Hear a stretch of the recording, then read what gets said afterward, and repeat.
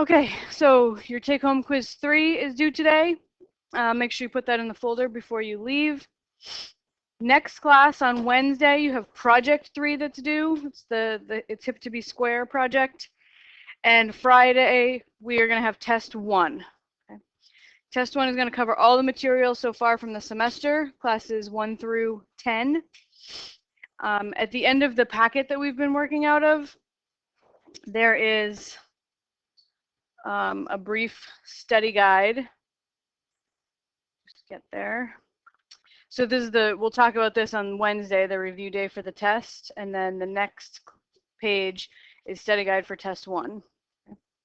And it also contains resources, including reminding you that you have a practice problems packet for Math 202.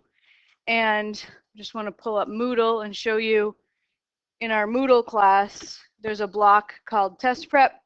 There's the practice problems packet, which I also gave you on the first day of class.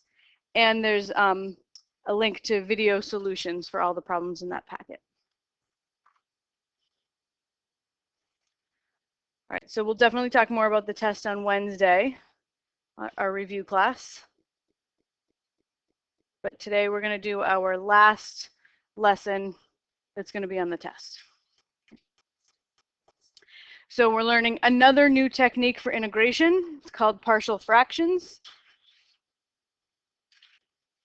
So partial fractions is mostly an algebraic technique. It's not so much a calculus technique as using some fancy algebra to rewrite a fraction in a helpful way. Okay?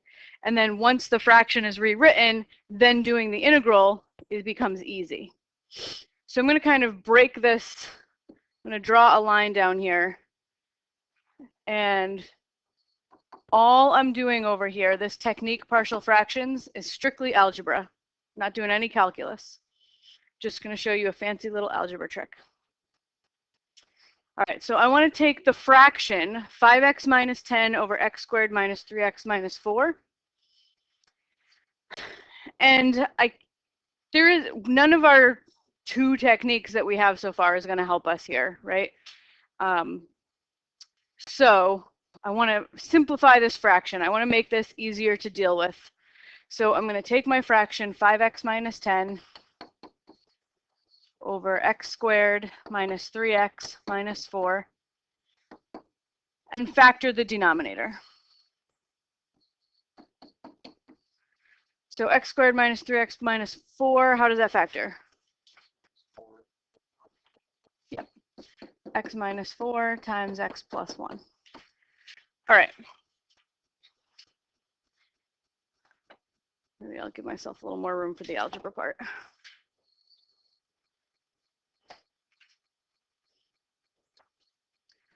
Okay, next step is I want to break that seemingly complicated looking fraction into the sum of 2 simpler fractions.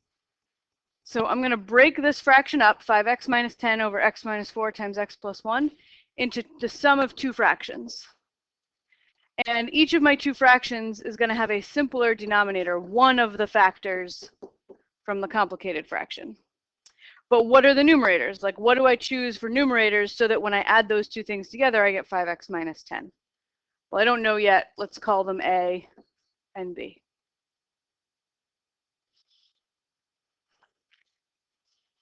So this is my goal, trying to break a complicated fraction where the denominator can be written in factored form into the sum of 2 fractions, each of which has one of the factors as its denominator.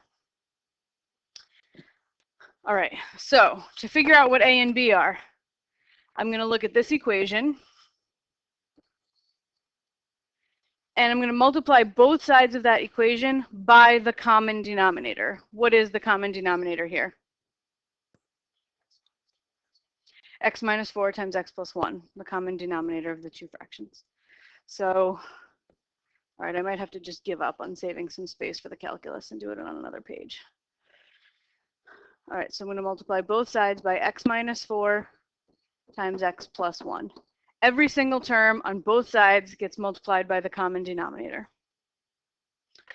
All right, so when I multiply the left-hand side, 5x minus 10 over x minus 4 times x plus 1. When you multiply that fraction by the common denominator, what happens?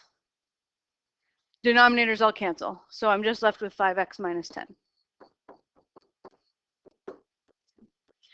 Now we're going to do the right-hand side. Each term on the right-hand side has to get multiplied by the common denominator. So when my a over x minus 4 gets multiplied by x minus 4 times x plus 1, what cancels? X minus 4s. So I'm just left with an a and an x plus 1 in the numerator.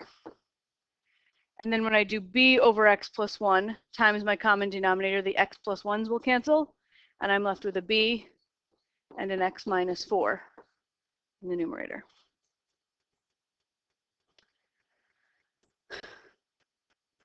Okay, so I have two unknowns, a and b. A and b are what I'm trying to figure out here, right? So when you have two unknowns, what do you usually need in order to solve for the two unknowns? Yeah, two equations. I only have one equation up there, and it's got x's in it, right, which is a variable. So here's my little trick for creating two equations. I'm going to equate the coefficients on the left-hand side and the right-hand side of the equation. So I have 5x minus 10 on the left. Distribute your a and b, and you get ax plus a plus bx minus 4b. On the right-hand side, I want to gather up all my x's, right? So I'm looking at my like terms here. I've got an ax and I've got a bx. So if I add them together, I have a plus b x's. Everybody okay with that? All right, and then my constant terms, my terms that have no x's, are a minus 4b. And that all still equals 5x minus 10. All right, in order for that equation I just wrote down to be true, the coefficient on the x on the left has to equal the coefficient on the x on the right. Okay, so 5 and a plus b have to be the same number, right? The coefficient on the left, the coefficient on the right have to be the same, or else this equation couldn't possibly be true. So one of my equations is that a plus b has to be 5. And then my constants also have to be the same. I have a negative 10 on the left. That has to equal a minus 4b on the right.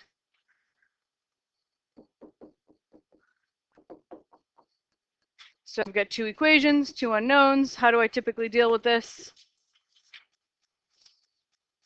Either substitution or elimination. Let's do a quick substitution here. So a is actually 5 minus b. You just solve for a there. And then in my other equation, I'm going to replace my a with a 5 minus b. I wrote 5 minus 5. Okay, so this becomes 5 minus b minus 4b equals negative 10. So 5 minus 5b equals negative 10. So negative 5b equals negative 15. So b equals 3. All right, so I now know b, and then I can go to this equation. A is 5 minus b, 5 minus 3 is 2. A is 2.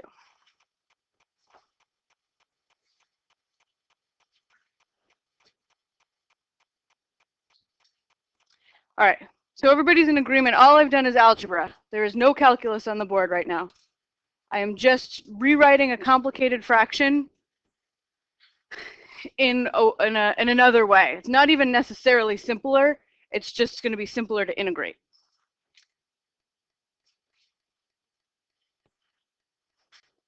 I'm going to give people a minute to catch up here. All right, I've run out of room on my paper, so I'm going to move to another slide here. Just going to take what I found. I was able to rewrite my fraction like this.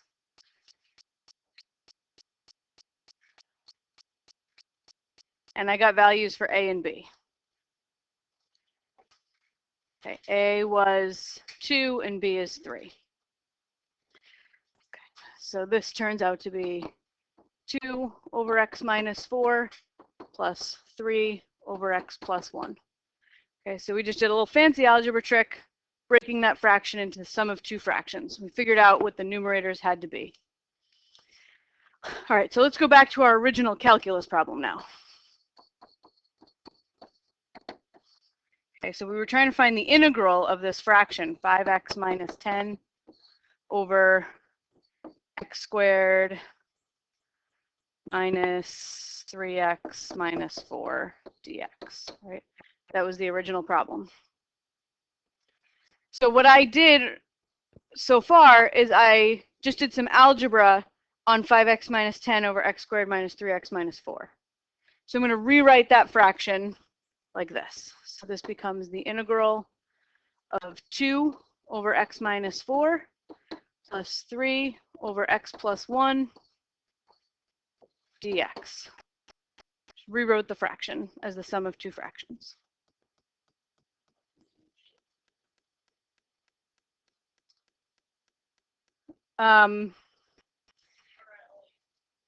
Yeah, that's all the work we did earlier.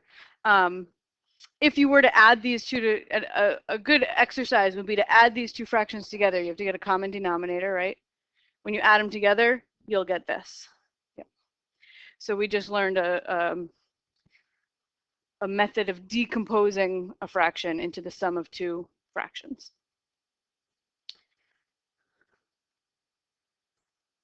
All right.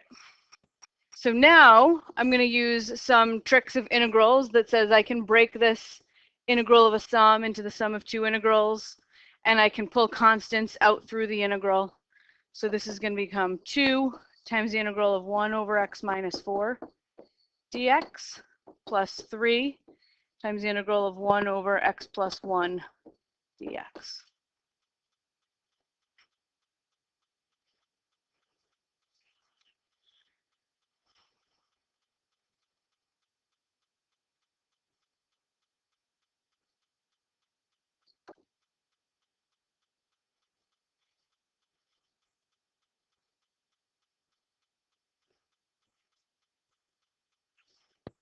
All right, I need an antiderivative of 1 over x minus 4 now.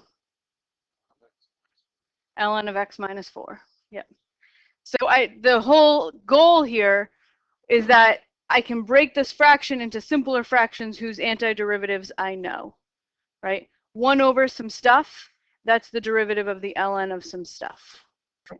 So this becomes 2 times the ln of x minus 4 plus 3 times the ln of x plus 1 plus c.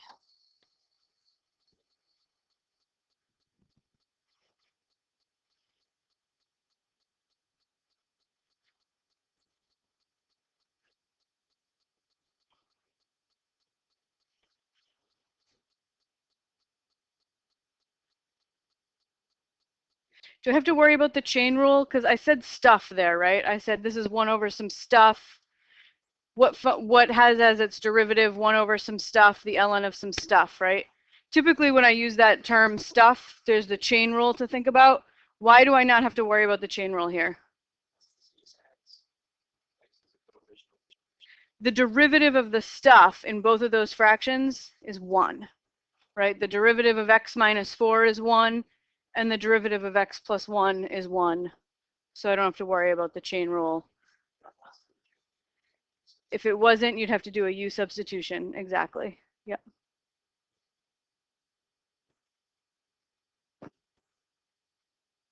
Okay, so we are decomposing a rational function. We're decomposing a fraction into the sum of two fractions, right? We call this partial fraction decomposition. The form that your partial fractions takes depends on the factored form of the denominator. Okay, so in our example that we just did, both factors in the denominator were linear, right? X minus 4 and x plus 1, simple linear factors. And in that case, your fractions that you decompose into are a constant over each of your factors. So that is like that example.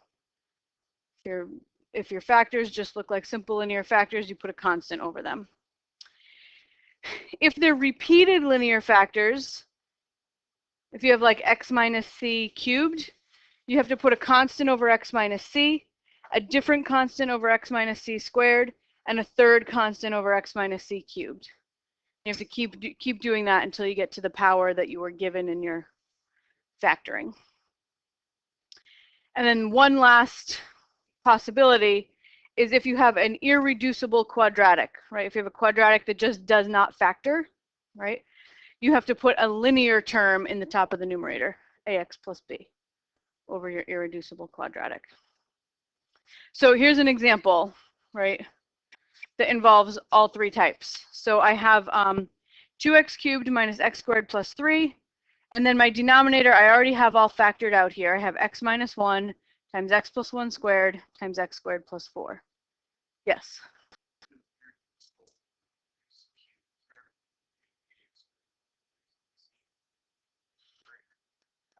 If you have an x cubed term, it will never be irreducible. You can always take at least one linear factor out. Yep. All right, so this is a linear factor. This guy's linear. This guy is linear but repeated, right? You have an x plus 1 and it gets a factor twice. And this one is an irreducible quadratic. Okay, so for each linear factor, you just put a unknown constant over it. And then for the repeated linear factor, we have x plus 1 squared. So you have to put a b over x plus 1 and another constant c over x plus 1 squared, and then a linear term dx plus e over the irreducible quadratic. And then you'll go through the whole process we just went through to figure out what a, b, c, d, and e have to be. There's a general procedure on page 7 of your packet. You'll be allowed to bring it to the test with you. Just show you that. Partial fractions, this is just sort of a repeat of what's in the lesson, right? You can have that on the test to remind you what the forms are.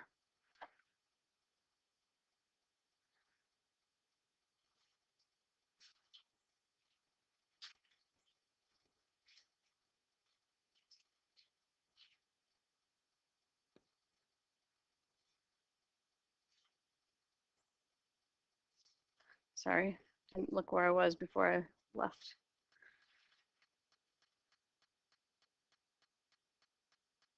Okay. All right, so those are your general forms. So let's do one more all together.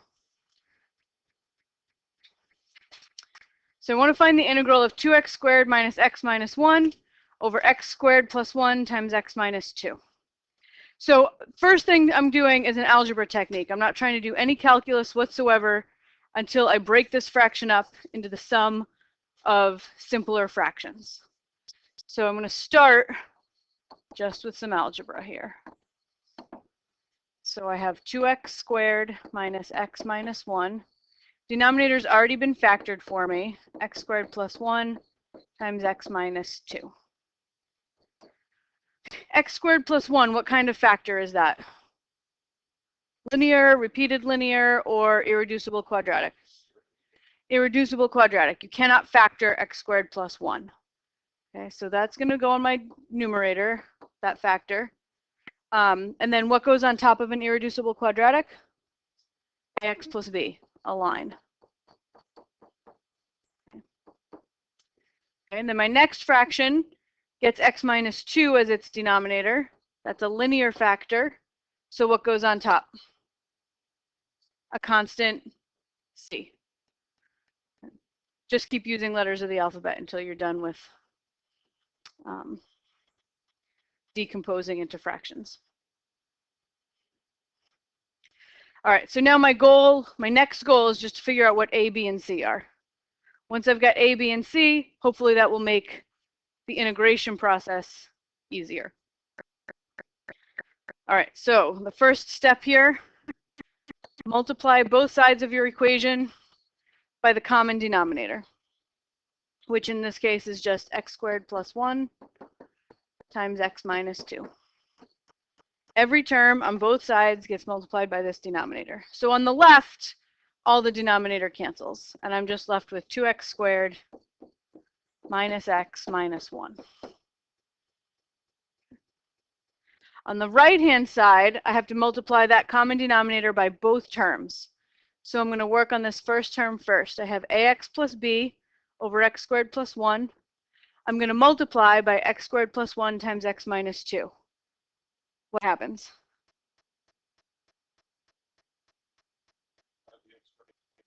X squared plus 1's cancel. Yep, I've got an x squared plus 1 in the denominator, got 1 up here in the numerator. They cancel, and I'm just left with ax plus b times x minus 2. And then when I have c over x minus 2 times x squared plus 1 times x minus 2, the x minus 2's are going to cancel, and I'm left with c times x squared plus 1. So I cleared all my denominators. Clearing denominators is an algebra technique you probably learned several semesters ago, right? So your goal is just clear all the denominators. All right, now how many unknowns do I have? 3. I'm looking for an a, a b, and a c, which means I need 3 equations. I only have 1 equation right now, and it's got x's in it, right, which is just a whole nother variable. So I have to try to build 3 equations out of this thing. So what I'm going to do is I'm going to simplify everything on the right, try to collect like terms. Okay, so my left-hand side I'm doing nothing to right now. Okay, over on the right, I'm just going to multiply everything out and try to collect like terms. So I've got ax squared, I'm just going to do FOIL on this, minus 2ax plus bx minus 2b. And then distribute my c, and I have cx squared plus c.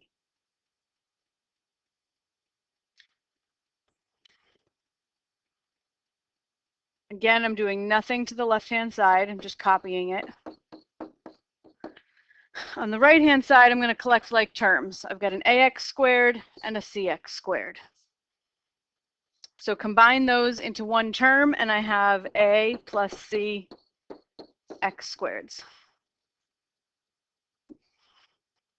Now look for x terms. I have a negative 2ax and a plus a bx. So that becomes negative 2a plus b times x. Just combining my x terms. And then finally combine all your constants. I have a negative 2b plus a c.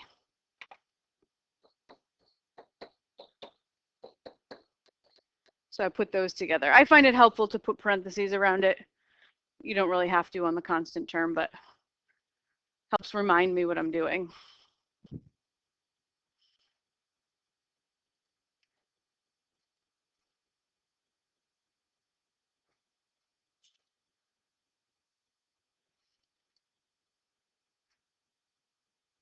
All right, so there's where I left off. The way I'm going to create 3 equations with my 3 unknowns, a, b, and c, is to equate the coefficients on the left side and the right side. The coefficient on x squared on the left has to equal the coefficient on x squared on the right. If that equation is true, that's the only way it could be true. So my coefficient on the left is 2 for x squared, and my coefficient on x squared on the right is a plus c. So it has to be that 2 equals a plus c. And then my coefficient on x on the left is a negative 1. On the right is a negative 2a plus b. And then my constant term on the left is a negative 1. My constant term on the right is negative 2b plus c. 3 equations, 3 unknowns now. You can solve using substitution or elimination or a combination of the two. I typically won't give you, especially not in a test, more than 3 unknowns. Okay. So let's see, I could do, if I solve this one for, say, a, I get a is 2 minus c. Plug that into the next equation, I get negative 1 is negative 2 times 2 minus c plus b. If I simplify this, I have -1 is -4 plus 2c plus b. Now this equation I just wrote down only has b's and c's in it, and my third equation over here only has b's and c's in it, so I should be able to finish here. Add 4 to both sides, so I get 3 equals b plus 2c.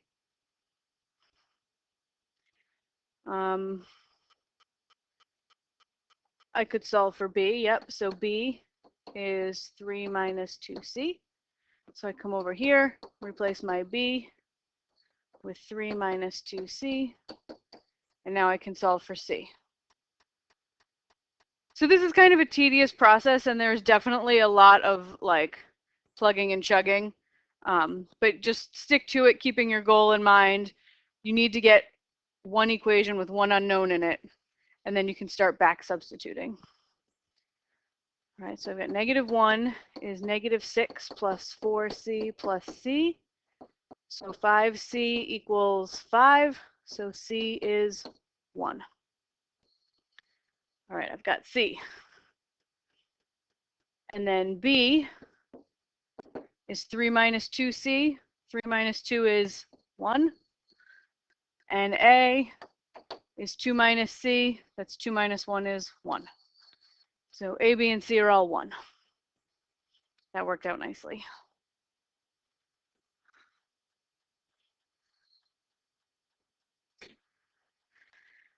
Okay, so we've done the algebra at this point. I now have taken my original integral, broken it up into the sum of two fractions. So let's just summarize what we did here.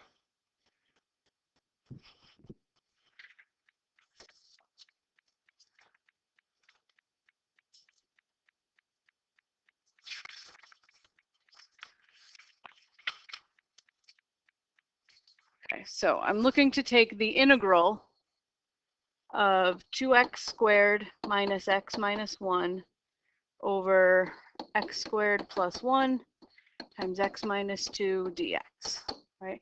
That was my original problem.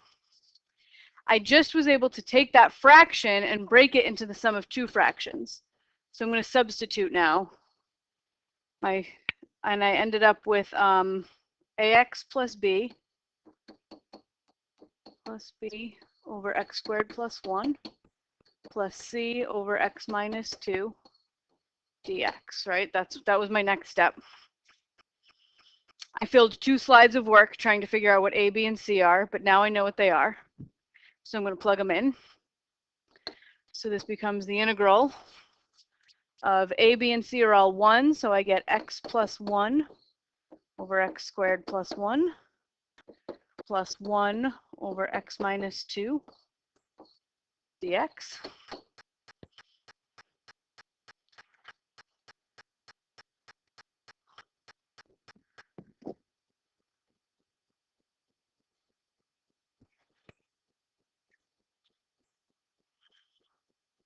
Break this into two integrals. The integral of x plus 1 over x squared plus 1 dx plus the integral of 1 over x minus 2 dx.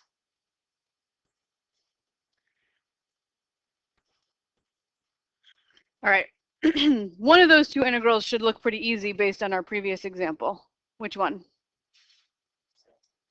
The second one, the 1 over x minus 2. The antiderivative of 1 over x minus 2 would just be the ln of x minus 2. So that one's pretty easy. This first one, though, trying to come up with an antiderivative of x plus 1 over x squared plus 1. Do we have any functions off the top of our heads whose derivative has an x squared plus 1 in the denominator? Arctan, yeah. But what's the numerator of that one? 1. The derivative of arctan is just 1 over x squared plus 1. So this isn't quite right? But I do have a 1 there. I do have 1 over x squared plus 1, but this x is a problem. So I'm just going to do a little manipulative algebra trick. No calculus again, just manipulating this fraction. When you have, do it on a separate slide. If I have a plus b over c, I can break that into two fractions, a over c plus b over c. Everybody okay with that? That's what I'm going to do. Okay, so I'm going to put x squared plus 1 is my denominator. That's my c. I'm going to put it under each term of the numerator. So I have x over x squared plus 1. And then I'm going to have 1 over x squared plus 1.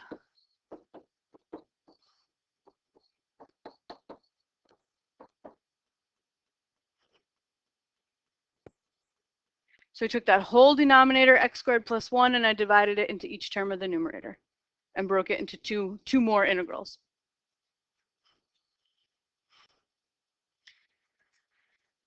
Okay, so the second two, I now know the antiderivatives of.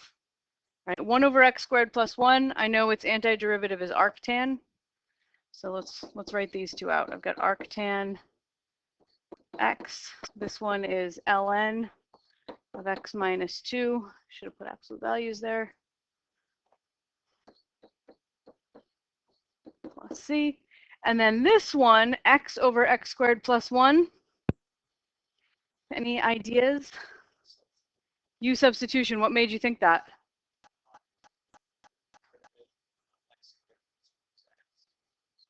Yeah, you look at this integrand and you look at the x squared plus 1.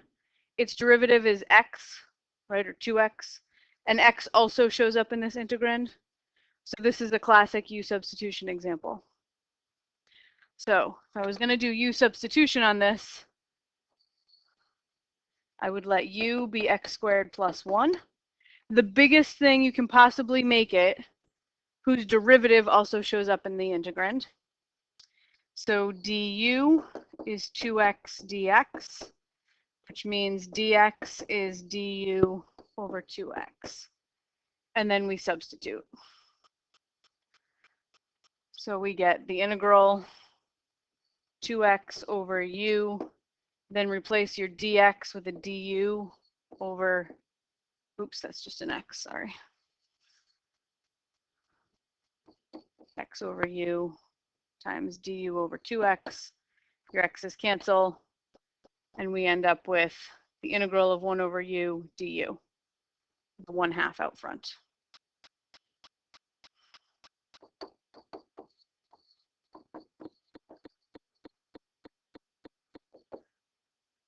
Integral of 1 over u is ln u, so this becomes 1/2 the ln of u. And then u is actually x squared plus 1. Yeah. So this becomes 1/2 the ln of x squared plus 1. So that's the last piece of the integral that I was looking for. So this is just the work, and my integral becomes the ln of x squared plus 1.